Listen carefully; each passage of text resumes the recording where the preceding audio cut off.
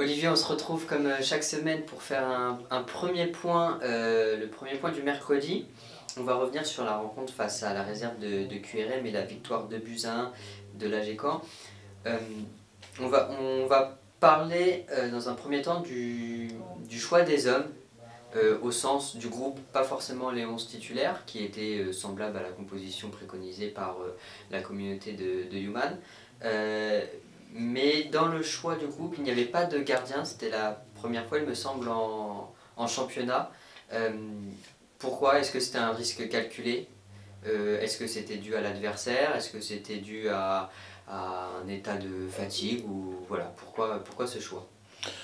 Oui, je me doute que ça a dû faire poser beaucoup de questions, mais c'est pas un choix avec un risque calculé ou pas calculé, c'était simplement un choix que j'ai expliqué d'une part à Hugo, pour différentes raisons, et deux raisons notamment essentielles.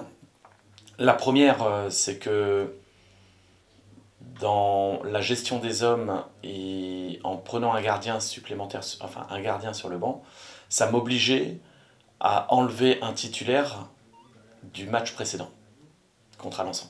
Et ça, je ne voyais pas le faire. Parce que sur le banc, si on fait bien le compte, il y a Joël Lembo, il y a Alexandre Diaz, il y avait Max Rouanel et Romain Gosnet. Et Younes Kadir, mais mis à part Younes Kadir et Max. Non, Max était titulaire. Mis à part Younes Kadir, tous les autres étaient titulaires la semaine précédente. Et qu'en prenant un gardien supplémentaire, ça m'obligeait à enlever un joueur de champ et quelque part lui dire, alors que c'était pas le cas, il n'avait pas été performant ou qu'il n'avait pas fait ce qu'il fallait et que c'était presque lui. Ça, c'était la première raison. Donc je voulais pas faire de choix d'homme, et en plus de ça, avec un arrière latéral, en sachant que Anthony Decono, le match précédent, avait eu des crampes, que Morgan se plaint toujours par moment de sa cheville. J'avais besoin d'un latéral, d'un défenseur central. Joël avait fait le taf. Avec le retour de Jules, il a pris une place de remplaçant. Je pouvais en avoir besoin, soit en défense centrale en cas de pépin, mais aussi de le faire jouer aussi en sentinelle, ou en tout cas au milieu de terrain, puisque on m'a souvent dit qu'il fallait en tout cas qu'il avait la capacité à jouer là-dessus, sur ce poste-là. Max Rouanel, qui pouvait apporter dans le milieu de terrain un rôle important plutôt sur un milieu créatif, pour pouvoir pallier à remplacer Sopromadze ou Sabri Toufiki, voilà. Younes Kedir, qui est aujourd'hui le remplaçant qui donne toujours satisfaction dès qu'il rentre, il apporte toujours quelque chose. Et Romain Gosnet, qui avait fait les deux derniers matchs titulaires à Caen et contre Alençon en coupe. Je ne me voyais pas faire un choix d'enlever un de ces joueurs. Et du coup, j'ai pris la décision d'enlever Hugo, non pas par rapport à sa performance de la semaine précédente, même si on en est tous conscients, et lui le premier, mais c'était aussi, comme je l'ai dit, de retrouver le terrain très vite pour effacer la déconvenue de la semaine précédente. Et le meilleur moyen de retrouver le terrain, c'était pas en étant sur le banc avec la Nationale 3, mais c'était de retrouver le terrain avec la R3. Et c'est pour ça que j'ai fait ce choix-là. D'autant plus que, comme il est absent cette semaine, c'était pour éviter que ça gamberge encore plus dans sa tête. Donc voilà, c'était plus un choix d'homme, mais lié à notre effectif et à la gestion que je veux faire de cet effectif en termes de... Voilà, tout le monde a sa chance, mais voilà, j'essaye aussi d'arrondir un petit peu le groupe et que ça soit toujours objectif, mais cohérent. Très bien. Il y a une seconde remarque dans les tribunes de l'application Native Manager concernant les corners offensifs. Habituellement, corner côté droit est tiré par Morgan Ardouin.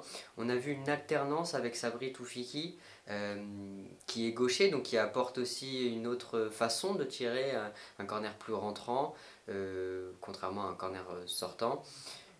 Donc il y a eu cette remarque, pourquoi se passer entre guillemets de la patte de Morgan Ardouin et est-ce qu'il n'y a pas un risque de créer un déséquilibre en retrouvant Morgan dans la surface au moment de ses corners? Il y a deux questions en une, je vais répondre à la première déjà sur les tireurs. On a des tireurs différents. Morgan, on sait qu'il a une patte qui peut nous apporter.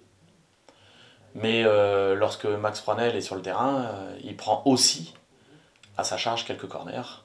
Quand Romain Gossenet est sur le terrain, aussi, puisqu'il me semble qu'à temps il en a pris, il a tiré des corners.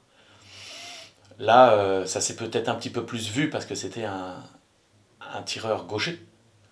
Mais je vais expliquer pourquoi ça a changé en cours de match. Parce qu'il était prévu que Morgan les tire, malgré tout en alternance avec la possibilité de pouvoir faire tirer Sabri. Il suffit de regarder les vidéos, les 3 premiers corners de Morgan sont au 2e poteau, alors que c'est pas là qu'on attend le ballon, mais voilà, c'est comme ça. Il n'était pas dans un jour où il arrivait à mettre le ballon où il souhaitait, et ça fait 3 contres. Donc à partir de ce moment-là, et on s'aperçoit, il y a des fois, quand il y a 2 bons tireurs de corner ou 2 bons tireurs de coups francs, quand il y en a un qui n'est pas complètement dans son jour, il faut changer. Et ça mettait de la variété en mettant un gaucher. Mais si ça n'avait pas été Sabri, quoi qu'il arrive, j'aurais changé.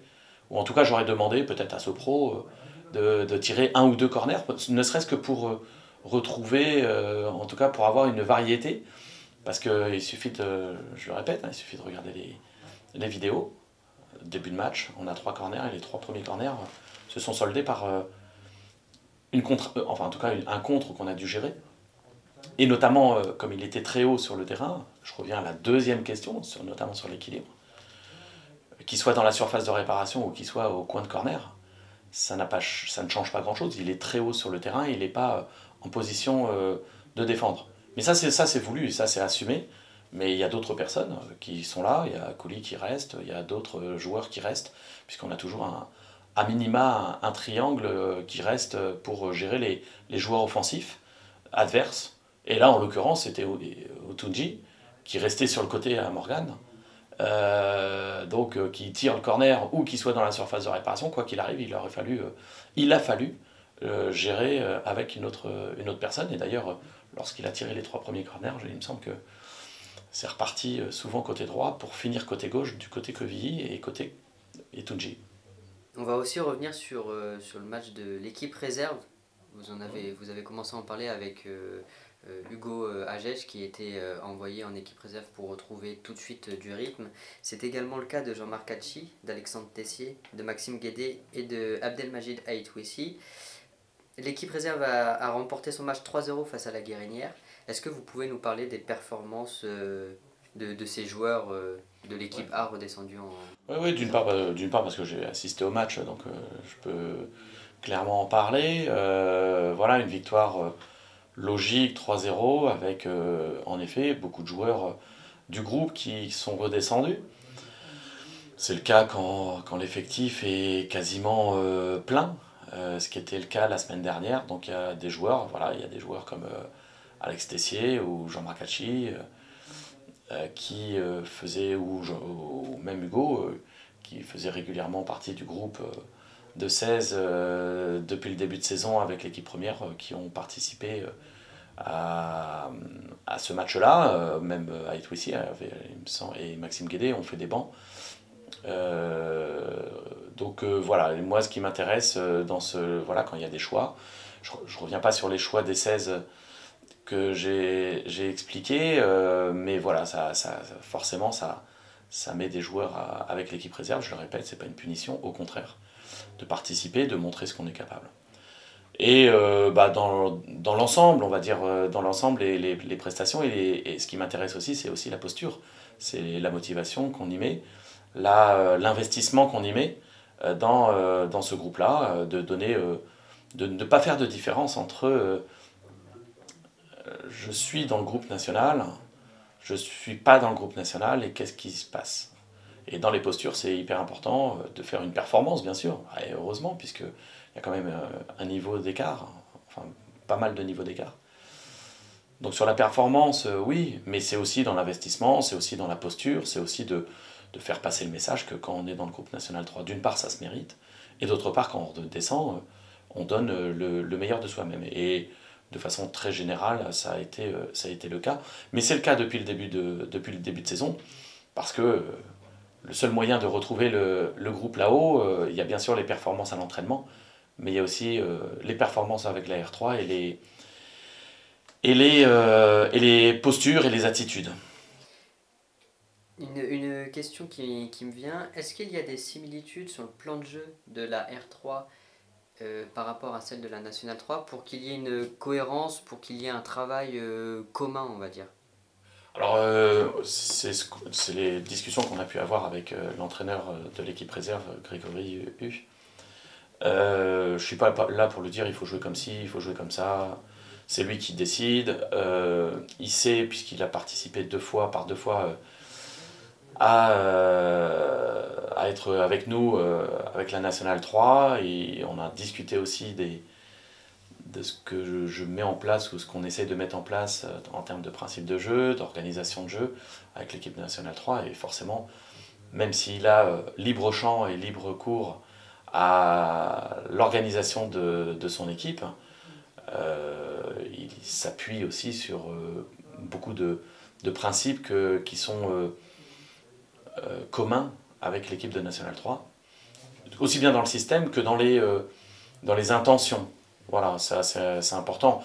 On peut vite comprendre que si on joue à 4 et qu'on a pris la décision de jouer à 4 derrière, c'est pas pour jouer à 3 derrière en équipe réserve, parce que ça change beaucoup de principes de jeu, et notamment dans l'animation.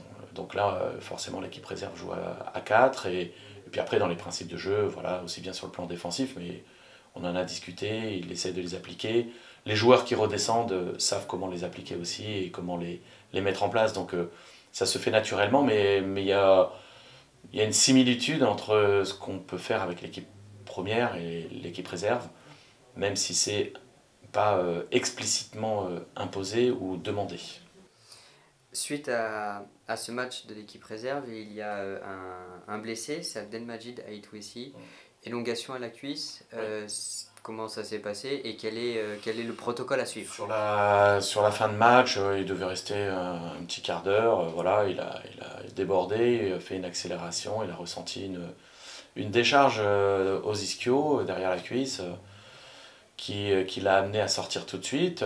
Il a vu le docteur dès le lundi, donc le lendemain, et ce qui était prévisible a été confirmé. Une élongation qui va l'éloigner du terrain pour une quinzaine de jours, voilà, à minima, avec des soins, et puis après on verra un protocole de reprise, de savoir où ça en est, de faire un suivi de l'évolution, mais c'est pas des blessures anodines, et il faut surtout, dans ces moments-là, prendre peut-être un peu plus son temps pour éviter les rechutes. Donc voilà, il va être éloigné des terrains quelques temps suite à cette blessure. Très bien, merci Olivier. On se retrouve vendredi pour faire le bilan de la semaine et se projeter sur le prochain match. Très bien, Merci. À vendredi.